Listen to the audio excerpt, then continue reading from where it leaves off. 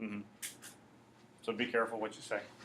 Student Congress, your packet, and we're going to basically be going over this today. Student Congress is like next big project speech assignment that we do. I put a date on your weekly syllabus. I think I have the 16th. Yeah, November the 16th. That is when I foresee Student Congress beginning. That's a Thursday. Not next Thursday, but the Thursday after. So it'll be a little bit of time before we actually get there. I started on a Thursday because that'll still give us a few days before Thanksgiving starts. November is over very, very quickly. You got November starts on Wednesday of this week, and then you have a 4-day weekend, and then you have a full week, and then you have like Thanksgiving starting. And then you come back to a 4-day week, and it's December. So before you know it, it'll be February. But we'll still certainly be able to get through this without any issues. The couple things for you to understand is for Friday of this week, you do have a quiz. Midterms and all that stuff, I'll pass back to you this week once all makeups get finished and all that kind of stuff. But you do have a quiz on this week, and in your packet, that would be for the second page. You see this chart here. This is for parliamentary procedure. It's not that you need to memorize the chart. Your quiz isn't going to be an empty chart with you filling in the blanks, but you will have questions based on this chart. So you have a few columns. You have overall motions, and then basically definitions of what those motions are. Do they require a second? What type of vote do they need to pass? And then does debate come after it? So what I would do is look over the chart. Certainly you would want to make sure you understand what all the motions are. An amendment, laying the bill on the table, recess, moving the previous question, removing the bill from the table, and then having your overall main motion. So be familiar with the definitions, and then I would kind of start to look for outliers. So which ones do require a second or don't require a second? You see main motion is a no, an amendment is just a third of the vote. And then do majorities are needed? Is it a simple majority, or is it something like the previous question, which is a 2/3 majority? And then are they debatable when you can see only 2 of them are?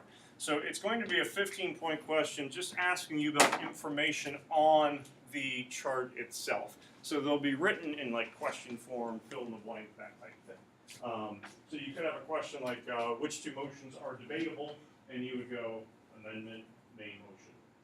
What kind of seconds are needed, or what kind of majority votes are needed for a variety of bills, and or motions, and you going majority, simple majority for all of them, except for like previous questions and 2/3. It's not an impossible quiz by any means. Most folks do pretty well, but it's kind of like your midterm, where it's like open-ended questions, but certainly not like lengthy explanations that would be taking place.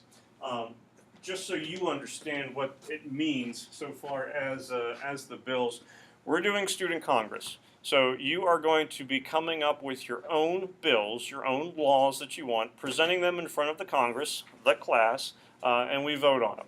So an amendment would be if Matt comes up with a bill and we want to change the bill, we could move to amend his bill and make some changes to dates, implementations, things like that. At the end of a lot of days, we will lay the bill on the table. That means we're not done discussing it. We're going to come back to it tomorrow. So we are discussing Matt's bill, debating it. End of the period's coming, 9 o'clock. We move to lay the bill on the table. The next day, we would then remove the bill from the table so we could go back and discuss it.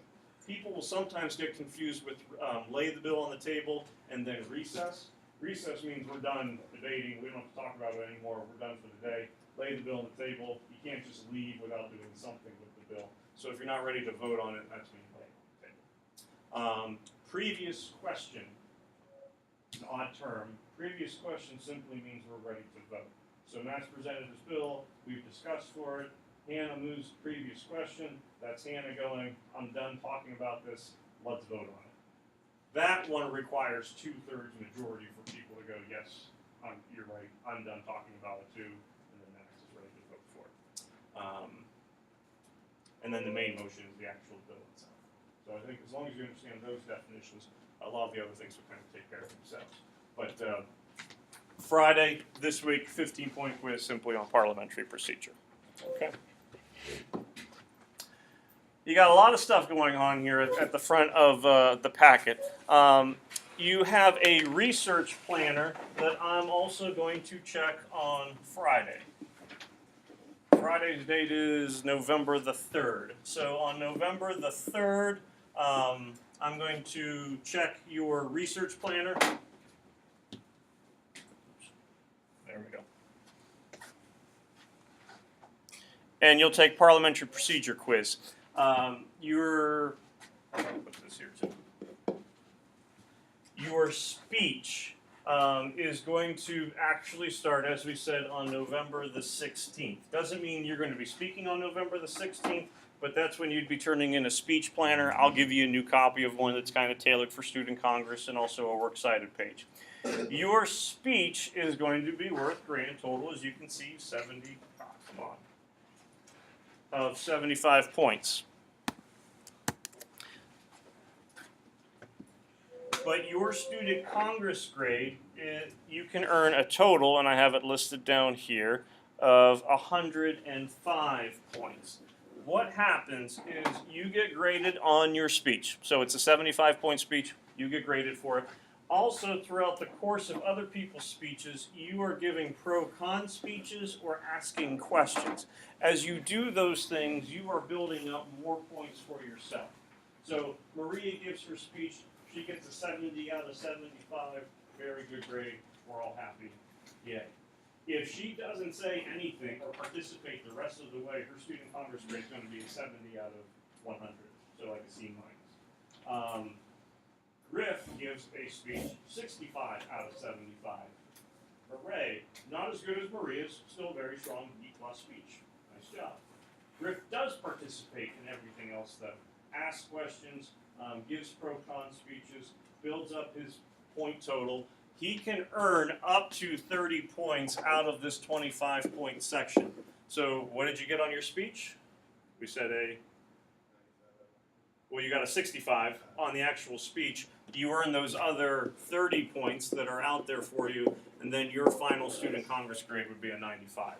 So Maria might have earned 5 more points for her initial speech, but you participated in all the other stuff, and I'll get into what those things are, the questions and pro-con, but you could still end up with a higher grade because of it. So the point is made up of most points is the authorship speech, but then there are some other points with pro-con speeches, which are short speeches, and then questions that you would be asking the person about the speech that they just gave. The big difference between this and the previous speech that you gave, previous one was a debate, because we had, Alexis was going up against, there's some tension, she doesn't even say match, she just points that guy. This time, it's just you presenting a bill. So before you spoke for approximately 6 minutes, intro, body, rebuttal, but it was broken up, segmented. This time, you're still going to speak for about 6 minutes, but it's going to be Alexa speaking for 6 minutes, Hannah speaking for 6 minutes uninterrupted. Now, the setup is still going to be very much the same. If Michaela introduces her argument in about a minute, goes through the main implementation of her bill and whatnot in 3 minutes, does a conclusion, counter argument against people who could be opposed to her bill in 2 minutes, she's still spoken for 6 minutes. The minimum is 5, so as long as you speak for 5 minutes, you're not getting any points deducted with time or anything like that. But it's just not going to have interruption of back and forth between all you and back with it. The question that some people have then is, well, what am I presenting? You are coming up with a bill, meaning you want to propose some type of legislation. So a lot of people create a new law.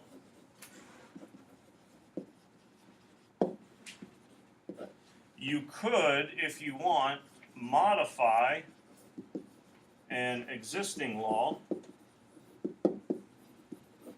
or you could completely delete an existing law. So that's kind of up to you. Most probably take the creation viewpoint, but some will certainly do some modification or removal of a law. It's up to you as to how far you want to go with it. You could be taking a look at something like on the school level. You could be looking on the local level. You could certainly go state, and you could also go federal. You are not making any global laws. You're not annexing Canada and making it like the 51st state or something along those lines. I feel like Griff would want to take Canada. I think the nation would. He did kind of smile when I said that one. He's like, Quebec is ripe for the picking. Specifically just Quebec. Just Quebec. That was the thing for a while. I think when I was in high school, they had to do a vote whether they wanted to stay in Canada. I refer to it as Canada, but whatever, or become part of the United States. If you're Canadians, Hannah, you live in Canada.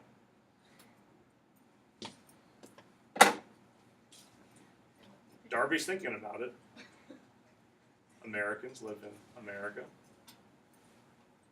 French live in, also just call it French. Canadians live in Canada. So how far you want to go, it's entirely up to you. You know, you could be looking at something, if you want to go political, like tax reform, healthcare bills, you can. You know, you could be looking at something where lunch period in North Hills High School will be 40 minutes long instead of a half an hour, or Elena wants to be able to go home for lunch or leave campus and that kind of stuff. So it's entirely up to you as to where you want to go with it.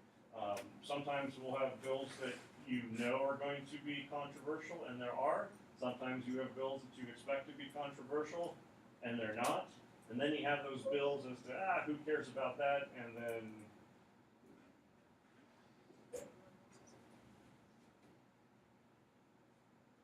taking the baseball field and put it into a student parking lot was a big deal last year. It did not pass. It did not pass. Was that JT? JT did that one. A couple of years ago, I did not see, because this was like 2 days before Christmas break or something. Everyone's like, okay, let's just, get out of here, go home. And it was a bill that I think they were going to, in Ross Township, not use salt for, not food, you could still eat salt, but for roads. And they were going to replace it with like cinders and kitty litter or something like that. And you would have thought that they basically said America should be, divvied up into 4 different nations, the divide that was taking place over road salt in Ross Township. Maybe it was Allegheny County, I don't remember I'll have to kind of look it up again. Did not expect that one to be controversial by any means, and it took like 3 days for people to come to some kind of, as to what are we going to do. I feel like that's how Congress just goes. I think they did get rid of the salt. I think the big argument ended up becoming it's better for the vehicles and save money for consumers and all that kind of stuff down the road. I don't remember exactly, but it's up to you as to what you want that bill to be. The one thing, and I'll show this to you a little bit more so tomorrow when we have laptops, you are going to submit a bill to me by Sunday night. So this weekend, Sunday night, I want you to submit a bill where, I thought I put that on here, I didn't. So Sunday night, you're going to submit a bill to me. Now, you can submit it before Sunday. You're going to do it through Google Classroom. Why you might want to submit the bill earlier, first come, first serve. So if there is a topic out there that is popular that like 3 folks are looking at, Matt has a bill, Amanda has a bill, and Griff all have similar bills, Griff submits it first, you get it. Now, if and the others, they would still get credit for submitting, but I have to go, okay, Amanda, you need to come up with something else. Okay, Matt, you have to come up with something else. So you don't have to wait till Sunday, but by Sunday night, I want the bills, and then that gives me ample time to collect the bills so that we can go over them next week while Hannah is not here, and then people have a better idea as to what it is that they're going to do. Your Siri just popped up. Hi, Siri. Submit a bill. Thank you for adding it to my whatever. I didn't know if you wanted it to do that intentionally or not. It really doesn't matter at this point. Okay. Any logistical questions? Thanks for letting me know.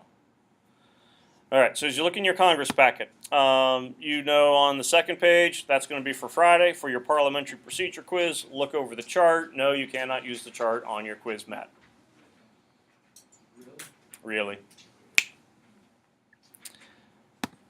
Then, this part where it says Research Planner for Student Congress, on the front, we wrote Friday for this as well. I'm going to check this in on Friday for 15 points. basically, these are 5 rough drafts of bills that you would be considering. So if a situation does come up where Darby submits a bill, and I have to go, sorry, Darby, Maggie already submitted that bill. You can't use that one. She already has some backups kind of in place for it. So you have bill number 1 down through bill number 5 that goes on to the next page. So what you would simply do for bill number 1, you would give an overall description of the bill. It's not a formal write-up of the bill, but you're just letting me know what it is that you're trying to do, in pretty much layman's terms. And then you are going to provide a source. So you get 2 points for the bill, and then 1 point for the source. Multiply that by 5. That's how you get your 15. So if Matt had 5 bills but no sources, his score would be a 10 out of 15. If you have 5 bills, 3 sources, 13 out of 15. But he'll have 5 bills, 5 sources for a 15 out of 15. Matt, what are you also going to do with those sources? He's going to put them in NoodleBib. So he would just simply go, this is a source I'm using for my research planner for Student Congress. You're only going to develop a speech around one of those bills, but all of those other sources can absolutely go into NoodleBib. Anyone have any idea as to a bill that they might think about? Haven't had a whole lot of time yet, but from the, like, it's going to become its own little nation, own state or nation?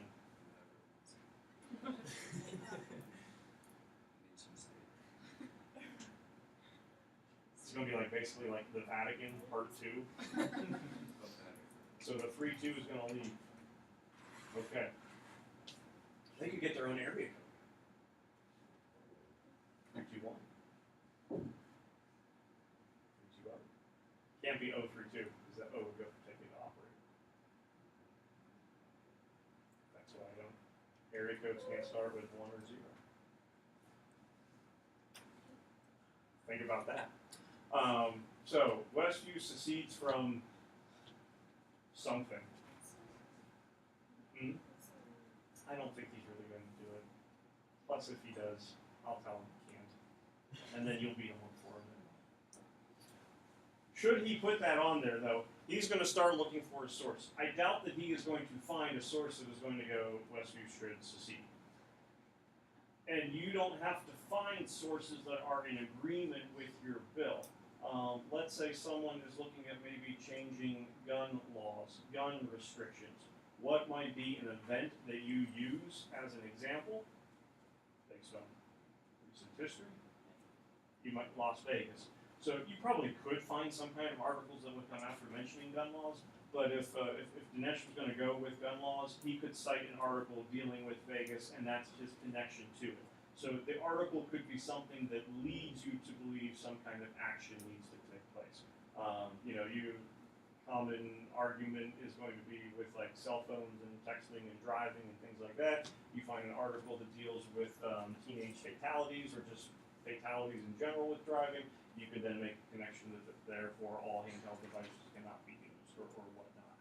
So the article that you find doesn't have to be supporting your bill. The article that you find is just in relation to the bill that you're trying to get across. So you have 5 essential rough drafts. As you start to figure out which one you want to do, let me know. So that if Elena says, oh, I'm thinking about this bill and this bill, I can be like, well, Jordan was really kind of thinking about doing that one. Then you can either hurry really quickly and get your bill submitted to trump her, or you could go, okay, she can do that, I'll do something else. And then you get upset that she stole your bill, and then you ask her mean questions, and then on her speech, and next thing you know, it's Roll Salt versus Cinders again. Back from 2013. Whenever we submit it, is it just this? No, it'll be a little bit more formal, and I'll show that to you here in a minute. All right, so you're coming up with 5 possible bills, so that goes on to the next page. For now, don't do this to your packet, but ignore this 5 argument organizer. That's for later. That goes on for 2 pages. You have a rubric about the speech requirements.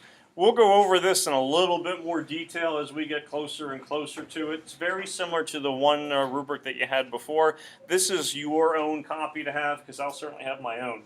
One thing to take note of, down here, you see where it says questions.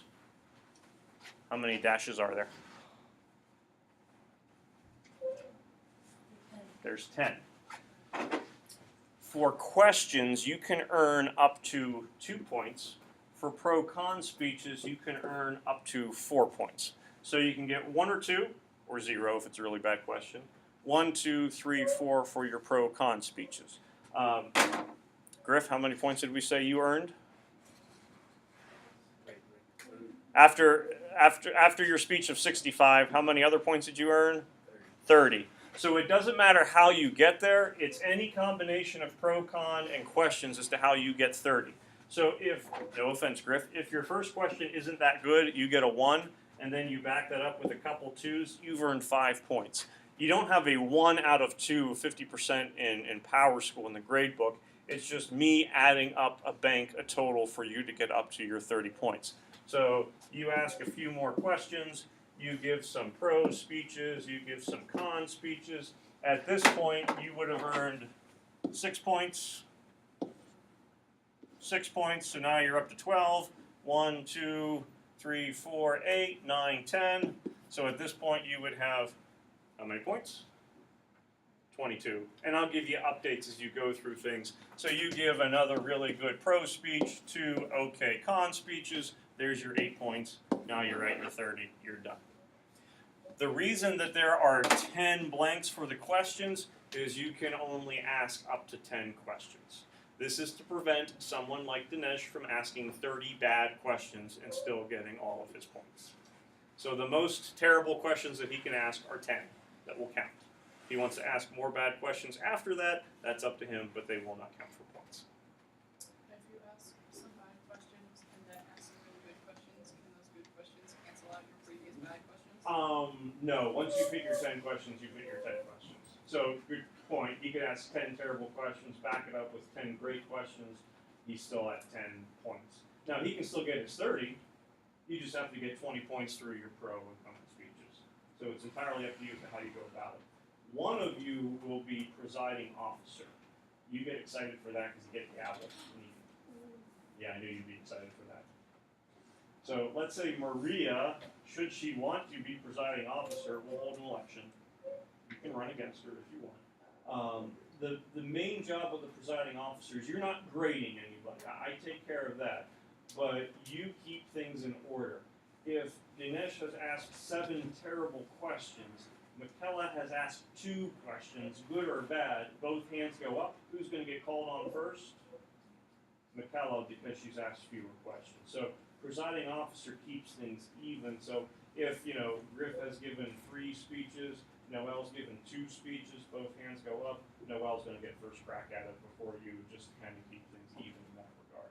So there's not going to be that monopoly anyway of someone being able to probably ask 30 terrible questions. So are like pro-con speeches like planned, or are they just like spontaneous, you talk for longer than you would what qualifies as a question?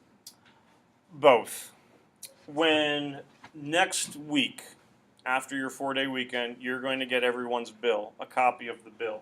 At that point, this thing that we drew a big X through, or that I drew a big X through, you're going to go through and look at their bills. So you're going to write, Maggie, ooh, I'm in favor of Maggie's bill, great idea, and you come up with some ideas for it. You've now brainstormed a reason for giving her a pro or a con speech. You might give a pro-con speech for it, you might not. You might decide that you don't want to. We might run out of time. Because for every bill, we'll go up to 3 pro and up to 3 con. So if you've already given a lot of pro speeches or con speeches and other people want to participate, we just might not get to you. Someone else could give a bill where they just make you mad. And you haven't planned anything for it. You raise your hand, you come up and you go, this is why we cannot pass Jordan's bill, blah, blah, blah, blah, blah. So it's up to you whether they are planned or not. And I'll go over the requirements with you here in a little bit. If we don't get to it today, we'll do it tomorrow.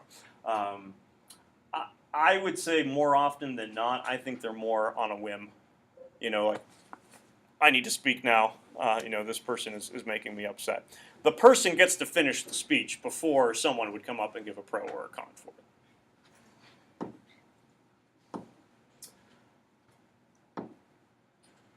Amanda, you were asking about how the bill should look. This is the very last page. So everyone's bill is going to be made up of 4 parts. And so this is what you're going to do for Sunday night. First one, you state a new policy in complete sentence or sentences. You define any ambiguous terms. You indicate when your bill will go into effect with an implementation date. And then everyone writes, all laws that are in conflict will be declared null and void. Sincerely, then your first and last name. So if a person were to go, based on Vegas or other things, that no firearms are permitted to be held by anyone except military personnel and government officials, and a person would go, wait a minute, that's against Second Amendment, that all laws that are in conflict be declared null and void is kind of like the reason why then we would be possibly voting for it. So that's kind of your escape clause of things. So below, I've given you an example, and I think I updated the dates on yours. Mine are still based on a couple of years ago. All individuals 65 years of age or older must be retested in order to maintain a valid driver's license within the Commonwealth of Pennsylvania. So this is my actual bill. Then I go into ambiguous terms. This includes the driving license of all motorized vehicles, including but not limited to cars, trucks, commercial vehicles, motorcycles, and recreational vehicles. So I'm defining what the license is, and then also the test. The test to maintain the driver's license will include an objective written exam as well as a road test exam. So that's me defining ambiguous terms. Then I have an implementation date. This law will go into effect immediately for all Commonwealth citizens who turn 65 years of age on January, I think I switched years to 2018, 2016 or later. Residents will have 30 days after the date of turning 65 years of age to complete the required revalidation process. All residents already of the 65 years or older with a current valid driver's license have until July 1st, 2018 to revalidate their current driver's license. So that was all my implementation date. Citizens must continue to revalidate their driver's license within a 5-year time period of the initial revalidation date. All laws that are in conflict will be declared null and void. Sincerely, me. That's probably longer than what most of yours will be, although some people have some really long bills from time to time. Bare minimum 4 sentences, depending on the ambiguous terms and all that kind of stuff. So what we'll do next week after your bills get submitted, we'll read through it, make sure we understand it. We're not going to start debating them yet, but make sure we understand what's going on, and then if we need to do any rewording, any editing, we're able to do that before you would kind of get like a final copy of what the bills are. We'll determine speech order after everyone submits their bills. So you would be picking whether you want to go first, second, third, fourth. There's no real picking of dates because we can't guarantee how long or brief the debate time period for the bill would be. Once we get rolling, we probably do about 3 bills every 2 days. But there could be something that comes up that we take all period for one bill. There could be some days where we go, yep, that sounds good, it passes, and we spend like 5 minutes on it. Just kind of varies. Any questions? Yes. So the things that are on the front burner, Friday, Parliamentary Procedure Quiz for that chart. Friday, that research planner, those 5 bills, potential bills and sources. Now for that research planner, you don't have to write all of this down. If this was in the research planner, I'd probably just do retest senior citizens for driving license. If it gets submitted, then you put it in long form. So Maria and Noelle both submit a bill. Maria submits it first, but it doesn't have all this stuff. Noelle's does. I'm going to let Noelle use it because she went through the full assignment. Okay. The order as to how this stuff will then kind of go.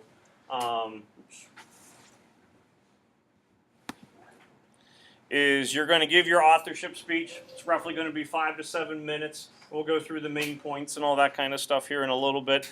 After people give the authorship speech, we'll ask questions. We'll ask questions for about 4 to 5 minutes, see how many questions are going on. Usually the questions are for clarification. You have to ask a direct question. You can't do what I call like a speechifying question, where people would go, wouldn't you agree that, or don't you think that? Because what are you doing at that point? You're really trying to get the person just to agree with you. You're giving a pro or a con speech. So if you're going to give a pro or a con speech as a question, don't ask a question, just give a pro or con speech a little bit later on. But, clarification points, or maybe you have a question about some kind of idea that they had that you want further explanation for, you can absolutely do all that stuff. After the questions, pro speeches. So you have 3 minutes to speak. You're advocating the passage of someone else's bill. Alexis, you were asking, are they prepared? Are they on a whim? Most prepared ones tend to be a little bit longer, maybe 2 to 3 minutes. If one is just kind of on a whim, it tends to be a shorter speech, maybe something up to a minute. Time isn't the all-important thing with a pro or con speech, but if it's prepared, people usually have better reasons, more support, sources, things like that, better chance of earning the 4 points. If Hannah just ticks you off and you come up and you rant, you might not be getting a whole lot of points. We'll still listen to you speak, but you might not be getting a whole lot of points for it. You get up to 3 minutes for your pro-con speech. You speak for 3 minutes, you're done. If Alexa speaks for a minute and a half, since you haven't used all of your 3 minutes, we can then ask you questions for that minute and a half. So Hannah gives her bill, you really don't like her bill, you con her bill, Hannah wants to make you look dumb in front of everyone, she might ask you some questions, especially loaded complex questions. Now if you speak for 3 minutes, she can't ask you any questions. Darby goes, can I make a pro speech and then a con speech so I can earn points? No, you ask one or the other. Or you give one or the other. You can kind of go back and forth, back and forth. McKellar goes, can I con my own bill because I really need points? No, you cannot con your own bill. Nor can you pro your own bill. So if someone asks a question and then you wish you had said something about it, you don't have that ability to kind of come up and speak. You did that during your 5 to 7 minutes. So we'll go pro speeches, then we come back to con speeches, and then after that is essentially when we end up having the procedures where we would vote on your bill. A couple things to understand. Hold on. The setup is the presiding officer reads the bill. So when you are doing your speech, you don't need to include your bill in it. Maria's presiding officer, Matt's going first, she reads Matt's bill. So everyone has a copy of the bill in front of them. Maria has read it. There's no need for you to introduce your bill. You just jump into your argument pretty much right away with it. So he speaks for those 5 to 7 minutes. We'll definitely ask you questions. If no one asks questions, I will for sure ask you questions about your bill. Then we go into pro speeches. There is a maximum of 3 pro speeches that can be given. We don't have to hit 3, but if 5 hands go up, 2 of you aren't going to get a chance to speak. After the pro, then we come back to the con questions, optional questions if time is remaining, and then generally someone's going to move to previous question and we're going to vote on the bill. If we don't go through all this in one period, we lay the bill on the table, we come back, remove the bill from the table, and finish it off. You would never, if we had 4 minutes left in class, Matt's not going today, he would then be waiting till tomorrow. We're not going to have you give a speech and then kind of stop halfway through it and come back.